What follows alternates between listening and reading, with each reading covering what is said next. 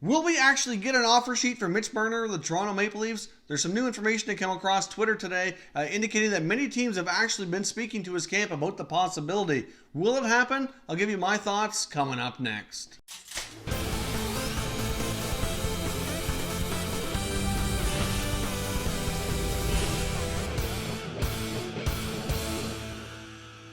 So welcome back here to Top Shelf Hockey. Now, as I mentioned, is Mitch Marner going to get an offer sheet? There's some information that came through Twitter today from the Athletic's Aaron Portzline, who covers the Columbus Blue Jackets. That kind of got a lot of people talking today, and I wanted to discuss it to see here what everybody thought, and I'll tell you what I think as well. Here's what Portzline had on Twitter. His tweet reads as follows. Many teams have spoken with Marner's agent about a possible offer sheet, and yes, the Columbus Blue Jackets are among them. But I see no indication Marner wants to leave the Toronto Maple Leafs. Also, CBJ is convinced the Leafs would or could match any offer sheet, perhaps by trading Nylander. See where the summer goes. So obviously he's confirmed that he's got the sources here with Columbus indicating that they have spoken to Mitch Marner's camp about the possibility of doing an offer sheet to try to bring him over to Columbus. Now we've also heard a lot of rumblings about the New York Islanders of Lou Lamoriello kind of being that boogeyman, so to speak, that's going to come back and try to grab Marner from the Leafs to bring him over to Long Island. So could either of these possibilities actually exist? Now first of all, let's take a look at the New York Islanders salary cap situation here, courtesy of Cap Friendly. As you can see on the screen, the New York Islanders have $8.6 million in salary cap space, and they still have a couple of their own restricted free agents assigned, including forwards Anthony Beauvillier and Michael Dal Colle. Now, neither of those guys are going to command big money, but they're certainly going to eat up a little bit of that space that's currently available. I mean, Beauvillier has a couple of seasons hovering around the 20-goal mark. I can see him getting probably somewhere around 2.5, somewhere around that $1 million per year. Michael Dal Colle is really not fully established yet. He did get more time in the NHL last year,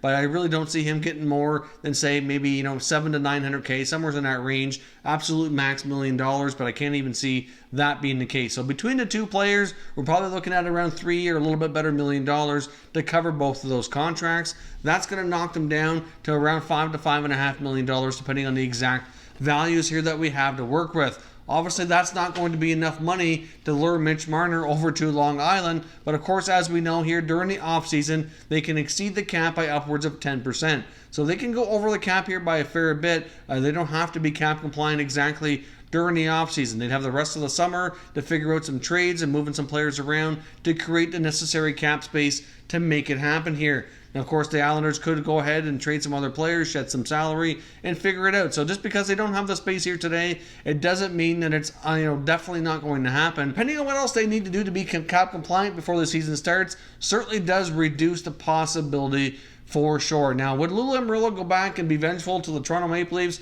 I really don't see that being the case. He would only do it if he really feels his team is going to benefit here longer term, and does the deal make good business sense? So obviously, I think it's fair to say Mitch Marner would make any team better. I think that's definitely fair to say for sure. But not only factoring in the Islanders' current cap situation, they're also going to have some other players like Matt Barzal coming up as well for a new contract in the short term here. And obviously they have to plan for the future to make sure they can pay guys like that. Because obviously if they add Marner now, but then end up losing Barzal or other younger players in the short term, that's not really going to make them a better club longer term. So they have to factor all that into play here.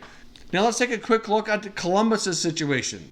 As you can see, the Columbus Blue Jackets have $15.7 million in cap space here. Again, courtesy of Cap Friendly. They have a lot of space because they lost a lot of players here over the course of free agency. They lost Bobrovsky, Duchesne, Panarin, and now Ryan Dzingel signed with Carolina today. So that's 4 fairly significant players off their roster that have walked via free agency here. Now, many believe the Columbus Blue Jackets still have a pretty decent team left here on paper and really should be competitive next season. But seeing as how many of the other teams around the Metro Division have made a lot of other improvements, I do think they'll be in tough and by no means will be guaranteed a playoff spot. I necessarily don't see them bottoming out, but I do see them having a tougher time when you take away all that firepower and talent out of their roster. And then at the same time with the goaltending of Bobrovsky, obviously they're going to have a goaltending tandem here that's a lot less experienced and we don't really know how that's going to perform here. So that very well could be an X factor for their season coming up. But they definitely have the salary cap space here as well. But as we've seen at the deadline, when they kind of went all in, they are a little bit low on draft picks. A lot of that was already gone by, though, but many of their 2019 selections were traded.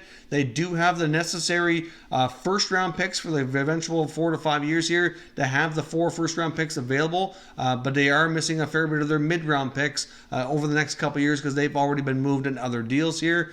So even though Columbus might be a little low on picks, they could do the maximum offer sheet because they do have the required first round picks. So if Columbus is going to do an offer sheet, they can only really do the small ones or the top maximum because they're missing a lot of their middle round picks here to have those in place to make it happen. Now, I think it's fair to say as well, given what Columbus just went through at the deadline, giving up a lot for a short-term type of player, I think that they already learned their lesson here from going all in, that they didn't really get very far. As much as it was an admirable job by General Manager Jarmo Kekalainen, really at the end of the day, was it really worth it to win only one playoff series? I realize it was the first playoff series win in franchise history, and it is a big step.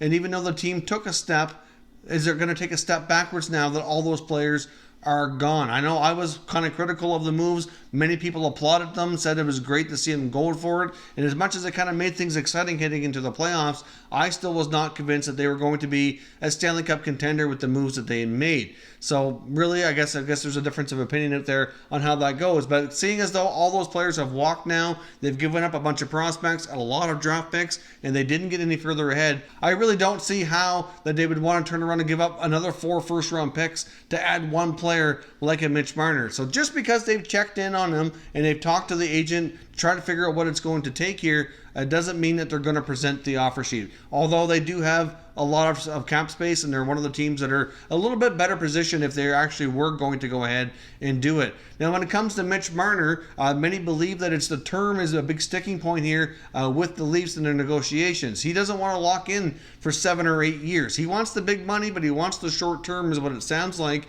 so that he can cash in again and become an unrestricted free agent at a young of age as possible. So given all that, would you give up 4 first-round picks and a hefty contract to one player for 4 or 5 years of their service without really getting them locked up for 7 or 8 years? I really highly doubt it. I mean, really, if you look at Columbus, if they were going to do that move, I would hope they'd get him on a 7-year contract. That's really the only way that it would make sense. If they presented him like a 7-year deal, maybe paying him $12, $13 million, I'm not sure what the amount would be, somewhere along those lines, if he was willing to sign that, at least it makes it a little bit more worthwhile. You know, for the next 4 years, when those first-round picks are gone, you have him under contract, and you have him well beyond that. And with the salary cap expected to rise gradually here over the next couple of years, we should see bigger increases down the road. You know, by the halfway point of this contract, it might not seem so bad, and many other players very well might have already eclipsed him as being the higher-paid players, etc. And if he continues developing the way many think he will, it could turn out to be a decent contract longer term, even though it might seem like a ridiculous overpayment right away. Now, heading back to another key point of his tweet here, Portsline says that he believes that Columbus feels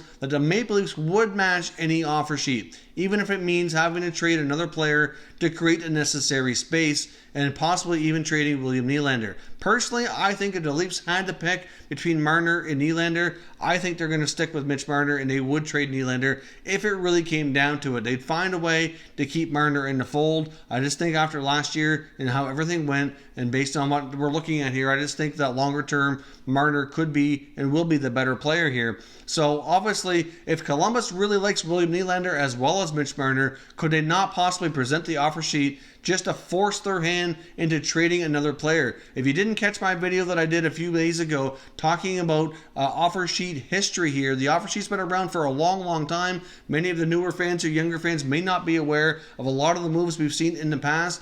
Even though the offer sheet has not been a predominant tool used in recent years here in the NHL, at one point it was used quite commonly pretty much every offseason, or way more frequently than it is today. And sometimes teams would use the offer sheet, even if they knew that they wouldn't necessarily get the player, they could force that team to move other assets that they were interested in and kind of put them in a bind, so they had to make a move, and they could kind of get them at their mercy here to make a move that they may not want to make. Could Columbus maybe offer sheet Marner at a high amount, make the Maple Leafs match, and then maybe go back to them and work out a trade to acquire William Nylander. It is certainly a possibility. I think if a team is going to do it, they're going to do it with the intention of forcing the Leafs to trade another player. They're not going to do it going into it expecting to get Marner as the player, because I really think that the Leafs probably would match. Now, if they want to go ridiculous enough to start offering $13, $14 million like we've heard in some cases, you know what? The Maple Leafs more than likely do take the compensation at that point and say, all right, have fun, Mitch. We'll take the 4 first-round picks. See you later. I would think that they would, because that's kind of crazy money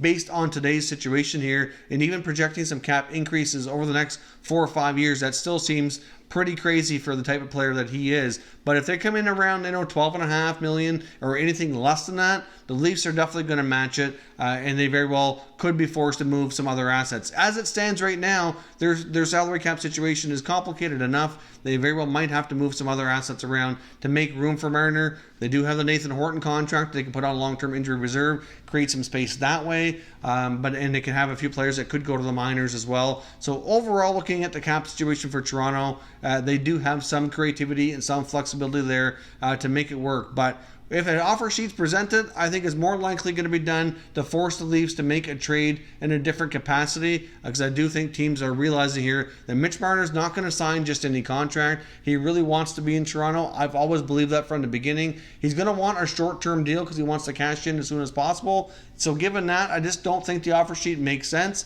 If anything, like I said, they would do it knowing the Leafs would match, just to force them to maybe talk trade about another player if they couldn't work that out ahead of time. That's really the only way I see it making any sense. But personally, I don't see the Blue Jackets offer sheeting Mitch Marner. I don't think it's going to happen. I don't blame them for checking in. That's probably as far as it went. A lot of these conversations sometimes get blown out of proportion when you hear these kind of reports that they were talking or checking in. So is an offer sheet going to happen on Mitch Marner? I really highly doubt it, given the fact that it sounds like he wants such a short term and such a large amount of money. He's really trying to get his leverage here to get what he wants from Toronto. He wants to stay in Toronto. As everybody said all along, he just kind of feels not respected enough for how everything has gone. He wants to be considered one of their top guys, just like Matthews and Tavares, and that's really all it boils down to here. The longer this drags out, the leverage is going to switch from the player to the team as we get closer to training camp.